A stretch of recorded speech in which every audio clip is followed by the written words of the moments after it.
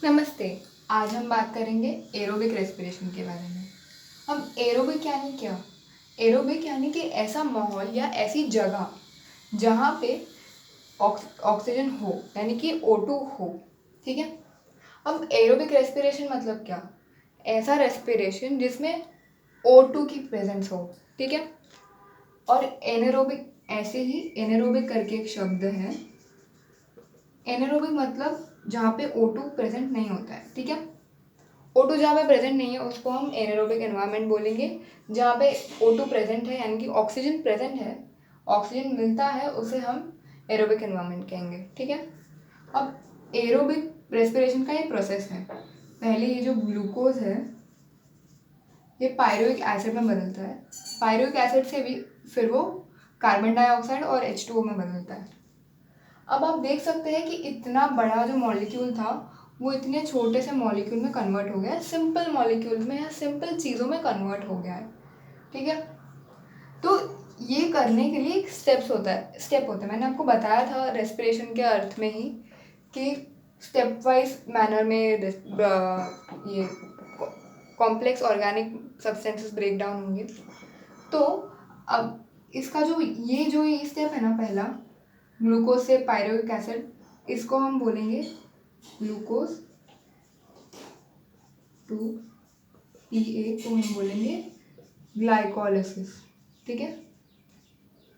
और pyruvic acid से carbon dioxide और वाटर तक हम बोलेंगे Pa2CO2 एंड वाटर, इसको हम बोलेंगे क्रेब्स साइकिल। ठीक है। इसके अलावा और एक प्रोसेस होता है जो है ETS। इसके बारे में मैं आपको बाद में पढ़ाऊंगी। तो सबसे पहले हम एक बार फिर से रिवाइज कर लेते हैं और जान लेते हैं कि ग्लूकोज से पायरुविक एसिड बना तो ग्लाइकोलाइसिस, पायरुविक एसिड से कार्बन डाइऑक्साइड और H2O बना तो क्रेब्स साइकिल। ठीक है।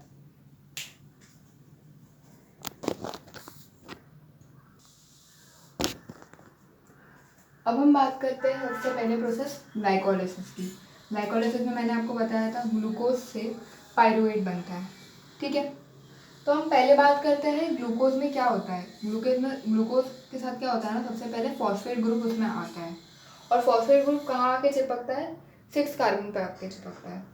इसकी मैं आपको शॉर्ट में बता देती हूँ कि इसका ग्लूकोज का स्ट्रक्चर कैसा होता है। CHO ऊपर होता है, अल्डिहाइड ग्रुप ऊपर होता है, फिर ये जो मैं लाइन बना रही हूँ ये बीच का जो पार्ट है ना वो एक कार्बन।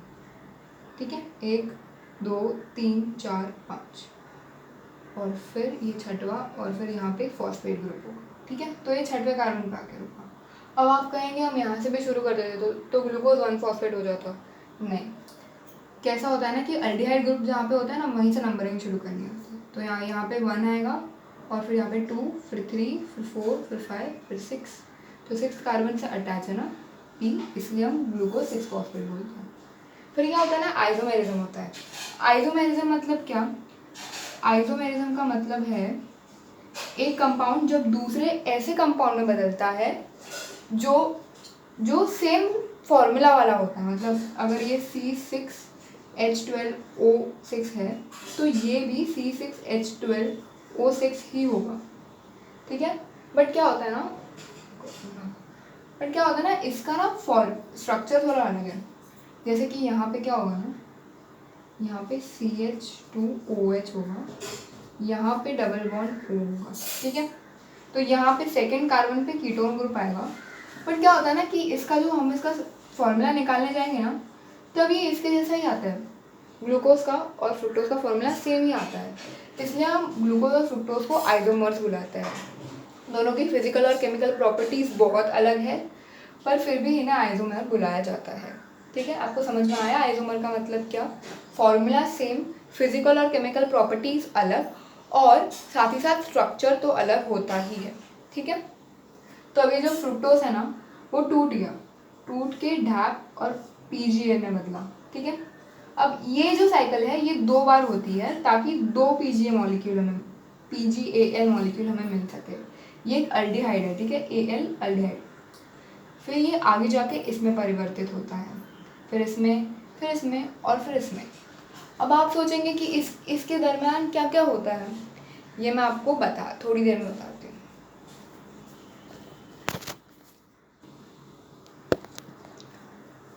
अब होता क्या है ना कि ये जो दो PGAL है वो 1,3 डाई PGA में बदलते हैं, और इसमें क्या होता है ना कि दो और फॉस्फेट ग्रुप आते हैं और NADH को NADHP बना के जाता है, ठीक है।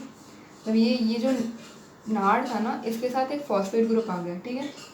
अब जब यहाँ पे जब कभी भी ऐसा होगा ना कि नाड़ H के साथ नाड़ HP अटैच हो गया, तो यहाँ पे ATP जनरेट होगा, ठीक है। आगे प्रोसेसेस हो गए जिसकी वजह से यहाँ पे ATP जनरेट होगा। फिर क्या होता है ना कि इसके साथ का जो मतलब यहाँ पे दो आ गए, यहाँ पे दो है इसलिए यहाँ पे डाई है, दो फॉस्फेट ग्रुप आ गए। अब ये दो फॉस्फेट ग्रुप है, इसमें से एक फॉस्फेट ग्रुप चला जाएगा, तो जो ADP है ना, एडिनाइन डाइफॉस्फेट, ये उसके पास जाएगा। यहाँ पे एक फॉस्फेट ग्रुप बाहर गया, तो ये जो फॉस्फेट ग्रुप बाहर गया ना, ये डाइफॉस्फेट के पास जाएगा और इसको ट्राइफॉस्फेट बना देगा, मतलब ये ATP यहाँ पे बन गया, ठीक है। इसके बाद शिफ्टिंग ऑफ फॉस्फेट ग्रुप होता है, शिफ्टिंग होता है, ठीक है। शिफ्टिंग मतलब ये जो थर्ड कार्बन पे फॉस्फेट था ना, अब सेकेंड कार्बन पे होगा, जिसकी वजह से ना H2O रिलीज होगा, ठीक है। इसके बाद पेपा, ठीक है। और पेपा से फिर से ADP से ATP, ये दूसरी बार ATP जनरेट हो रहा है, ठीक है। पहली बार ATP यहाँ पे जनरेट हो रहा था। ये काफ़ी कॉम्प्लिकेटेड लग रहा है, बट मैं एक बार आपको फिर से रिवाइज करा दूंगी इस वीडियो में, तो आपको अच्छे से समझ में आ जाएगा ये कैसे हुआ। एंड में यहाँ पे पायरुवेट फॉर्म हुआ, ठीक है। अब इसको फिर से रिवाइज करते हैं, मैं आपको फिर से लिख के रिवाइज कराती हूँ, ठीक है।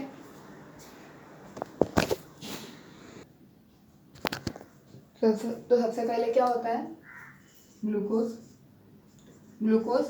की 6 कार्बन पे फॉस्फेट से फिर आइसोमर होता है, और फिर ग्लूकोज का फ्रुक्टोज बन जाता है। ये जो फ्रुक्टोज है वो ब्रेक डाउन करता है डैप और PGAL में। अब ये जो डैप है ना, ये डैप ना कन्वर्ट हो जाता है PGAL में। ऐसा होता है कि PGAL भी डैप में कन्वर्ट हो सकता है, पर चांसेस बहुत कम है क्योंकि ये ना अनस्टेबल है, ठीक है। तो ये PGAL में कन्वर्ट हो गया। ये साइकिल कितनी बार होगी, 2 बार होगी, ठीक है। इसके बाद PGL के साथ क्या होता है, PGAL है, इसके साथ 2 IP आएंगे, 2 फॉस्फेट मॉलिक्यूल आएंगे, तो फिर क्या होगा, नाड़ H है, नाड़ HP बन जाएगा ये, ठीक है। यहाँ से एक फॉस्फेट ग्रुप, अब इसमें आप देख सकते हैं एक फॉस्फेट ग्रुप है ऑलरेडी, एक फॉस्फेट ग्रुप है। अब ये फिर से एक फॉस्फेट ग्रुप आएगा, तो 3 फॉस्फेट ग्रुप होने चाहिए ना, पर एक्चुअली क्या होता है ना कि ये जो इसका एक जो फॉस्फेट ग्रुप है ना, ये यहाँ पे चला जाता है, ठीक है। और 2 नए फॉस्फेट ग्रुप अंदर आते हैं, जिसकी वजह से हमें 1,3 डाई PGA मिलता है। अब ये जो डाई PGA ना, मतलब डाई मतलब क्या, 2 फॉस्फेट ग्रुप, डाई P, समझ रहे, डाई फॉस्फेट। तो क्या होता है ना, इसमें से एक फॉस्फेट निकल जाता है, तो हो जाता है ATP बनने, ADP को ATP बनाने में, ठीक है। फिर ये 3 PGA बन जाता है, 3 PGA से फिर H2O निकालो तो 2 PGA बन जाता है। ये जो फॉस्फेट है ना, उसको थर्ड पोजीशन पसंद नहीं है, तो सेकंड पोजीशन पे चला गया, ठीक है। फिर ये पेपा बनता है, क्योंकि आइसोमेरिज्म। फिर पायरुवेट आ गया हमारा, ये हमारा एंड प्रोडक्ट आ गया। उम्मीद है आपको आज का ग्लाइकोलाइसिस समझ में आया होगा।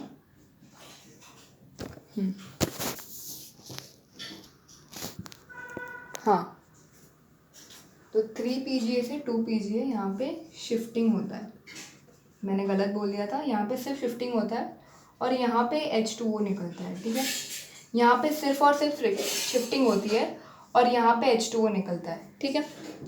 इसके बाद यहाँ से ADP से ATP बनता है, यहाँ पे भी एक बार फिर से फॉस्फेट मॉलिक्यूल निकलता है। ठीक है,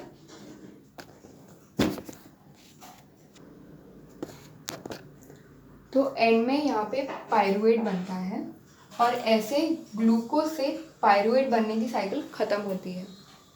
आज का मेरा विषय यहीं समाप्त होता है। इस वीडियो को लाइक कीजिए, शेयर कीजिए और मेरे चैनल को सब्सक्राइब कीजिए और नीचे अपने डाउट्स और सजेशंस ज़रूर कमेंट कीजिए। धन्यवाद।